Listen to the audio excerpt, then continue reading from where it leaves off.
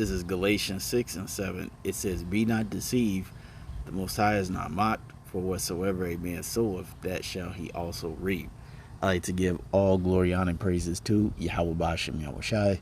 Double honors to the apostle elders, a great millstone who rule well, and salutations to all you brothers out there pushing this word in love, truth, sincerity, and humility. Once again, it's the brother Shate from the Chicago camp, coming back to you with what I hope is another quick and edifying sit down. And boy, boy, boy, how the mighty have fallen. As you can see from the title, New York Governor Andrew Cuomo resigns amid sexual harassment allegations. Okay, let's let this beautiful footage play. Facing mounting pressure to step down, including from U.S. President Joe Biden, Andrew Cuomo announced his resignation as governor of New York. Cuomo has been fighting allegations that he sexually harassed at least 11 women. Cuomo said his resignation will take effect in 2 weeks. I think that given the circumstances, the best way I can help now is if I step aside and let government get back to governing. And therefore, that's what I'll do. Kathy Hochul, my lieutenant governor, is smart and competent. This transition must be seamless. We have a lot going on. I'm very worried about the Delta variant. Cuomo's decision comes in the wake of an investigation carried out by New York's Attorney General, which found the sexual harassment allegations credible and detailed the governor subjecting the women to unwanted kisses and inappropriate touching, among other actions. The report also concluded Cuomo created a toxic work environment rife with fear and intimidation. Cuomo has denied the report's findings and defended his conduct, while apologizing to anyone who may have been offended by his actions. The New York State Legislature was considering impeaching Cuomo if he did not step down. His Lieutenant Governor, Kathy Hochul, will now take over. She will become New York State's first female governor and serve out the remainder of Cuomo's term in office. And there you have it. All right, here you got this Governor Cuomo in the governor's seat. I mean, this dude is putting all types of hell on New Yorkers. He's doing all this just to be taken out by allegations of sexual assault. Man, you gotta love it. You can't say the Most High don't have a sense of humor. Talk about what I think will be best for the government is if I just step aside. That translation to that is, look, I can't stay here with all this heat on me. And plus, I don't want to get indicted and found guilty. And I was doing all this wickedness when it came to the VidCo 91 and all them people getting put in them old people shelters. So I'm just going to go and step down and fade into the sunset. That's pretty much the translation. And it just goes to show you, hey, as the old folks used to say back in the day, the Most High don't like ugly. And Governor Cuomo was definitely an ugly character.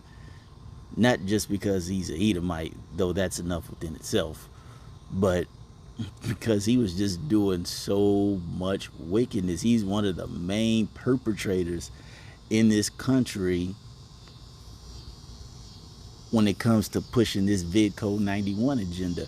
And now he's being taken out, not by the pen, not by the pressure of so-called protesters and anti-VidCo folks, but on the fact of sexual assault allegations. And I miss saying that on purpose. Man, you got to love it. And see, history has a way of showing you what happens to men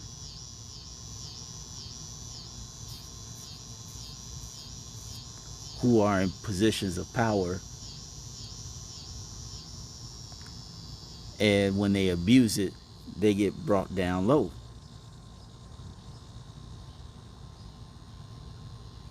when you go to the book, what was that? Uh,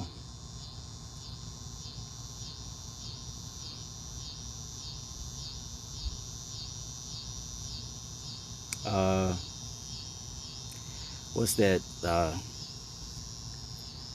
What's that? That King Ahab.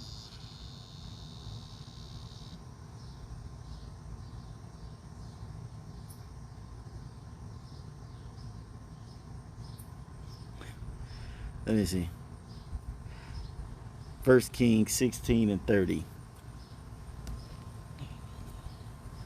And it says, and Ahab, the son of Omri, did evil in the sight of the Lord above all that were before him. All right, and this was the king of Israel. And he said, and it came to pass as if it had been a light thing for him to walk in the sins of Jeroboam, the son of Nebat, that he took to wife Jezebel, the daughter of Ethbaal, king of the Zidonians. So you got an Israelite king who not only refused to abide by the law, statutes, and commandments of the Lord, but he also took a wife of a heathen nation. Not to say it's wrong to get with a woman of a heathen nation, but when you get to the point where you're putting her above you, because Ahab was a simp, okay? Not only that, for the most part, you letting her call the shots. Hey, you take on their philosophies, which is the most important thing. Hey, man, you through. But nonetheless, it says, of the Zidonians, and went and served Baal and worshipped him. See, that's the main thing. And it says, and he reared up an altar of Baal in the house of Baal, which he had built in Samaria. Okay, so Ahab was super wicked. All right, and so now let's go see what happened to Ahab in his final hours. I gotta find it, so let me put it on pause real quick. Okay, so this is 1 Kings 22, and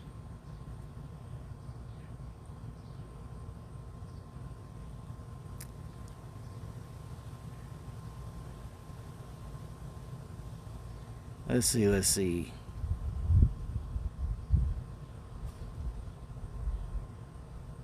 We're going to start at 1 Kings 22 and 19. And it says, and he said, hear thou therefore the word of Yahweh. I saw Yahweh sitting on his throne, and all the host of heaven standing by him on his right hand and on his left. And Yahweh said, who shall persuade Ahab that he may go up and fall at Ramoth Gilead? And one said on this matter, and another said on this matter. So basically, the Lord got tired of this man's wickedness, and he just had a meeting in heaven and say, hey, who's going to persuade this guy to go up to Gilead so he can get put to death? And so when you read down in the story, verse 22, it says, and the Lord said unto wherewith, and he said, I will go forth, and I will be a lying spirit in the mouth of his prophets. And he said, thou shalt persuade him and prevail also. Go forth and do so. Okay. So the spirits went into the prophets to tell Ahab, yeah, you got it, man. Go up to Gilead. Go up into that battle. You got it.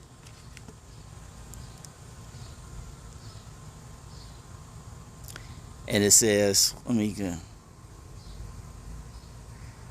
29. So the king of Israel and Jehoshaphat, the king of Judah, went up to Ramoth Gilead. And the king of Israel said unto Jehoshaphat, I will disguise myself and enter into the battle, but when thou on thy robes. And the king of Israel disguised himself and went into battle. But the king of Syria commanded his 32 captains had rule over his chariot, say, fight neither with small nor great, save only the king of Israel. And it came to pass, when the captains of the chariot saw Jehoshaphat, that they said, surely it is the king of Israel. And they turned aside to fight against him, and Jehoshaphat cried out. And it came to pass, when the captains of the chariots perceived that it was not the king of Israel, that they turned back from pursuing him. And a certain man drew a bow at a venture, and smote the king of Israel between the joints of the harness. Wherefore he said unto the driver of his chariot, turn thy hand and carry me out of the host, for I am wounded. And the battle increased that day, and the king was stayed up in his chariot against the Syrians, and died at evening. And the blood ran out of the wound into the midst of the chariot. And it says, and there went a proclamation throughout the host about the going down of the sun, saying, every man to his city and every man to his own country. So the king died and was brought to Samaria, and they buried the king in Samaria. See? So here you have a story of a great king, just like Governor Cuomo, all right, who did a whole bunch of wickedness, just like Cuomo, and then the Lord brought him down. Just like Cuomo has gotten brought down, not by a gun, not by a sword, not with the pen, not with all these people so-called protesting, but something as, for lack of a better phrase, small as sexual harassment. You gotta love it, man. You just gotta love it. We are witnessing beautiful times, man. These devils are, as the scriptures say, truly falling from heaven. They are falling from heaven, I should say. This is a beautiful thing. So I hope you all were edified. Until the next time, we're going to say shalom.